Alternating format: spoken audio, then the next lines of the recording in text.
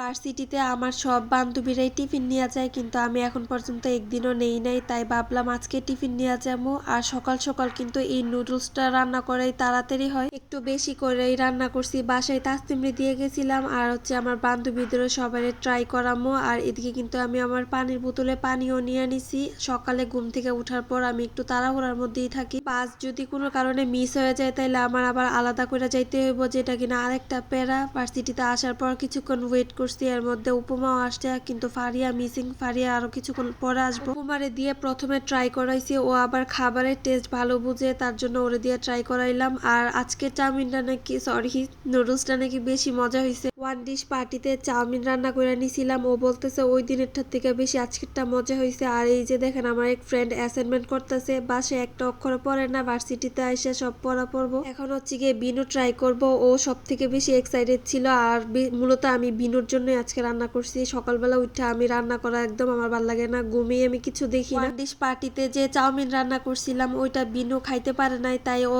অনেক আফসোস করতেছিল।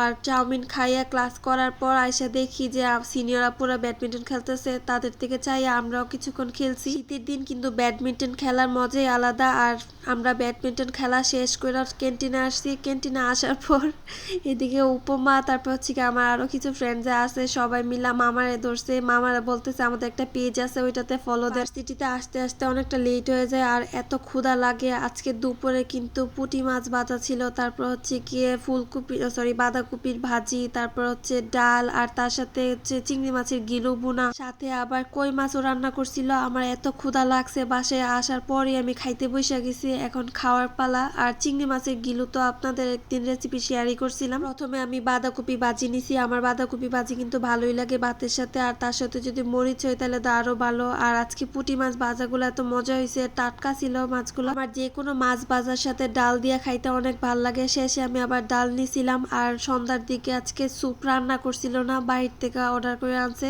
বাসার সবার এমন ঠান্ডা লাগে আছে, আমার বয়স শুনলেই বোঝা যাবে যে আমারও অনেক ঠান্ডা লাগে আছে। আর স্যুপ খাওয়ার পর তাফ এখানে লিপস্টিক দিতেছে। তাফরে যদি 24 ঘন্টার মধ্যে 24 ঘন্টায় বলেন যে লিপস্টিক লাগাই রাখো, তাইলে ও একবারের জন্য মন খারাপ করতো না, আর একটু বিরক্তি ফিল করতো না, কারণ ওর লিপস্টিক এত পছন্দ।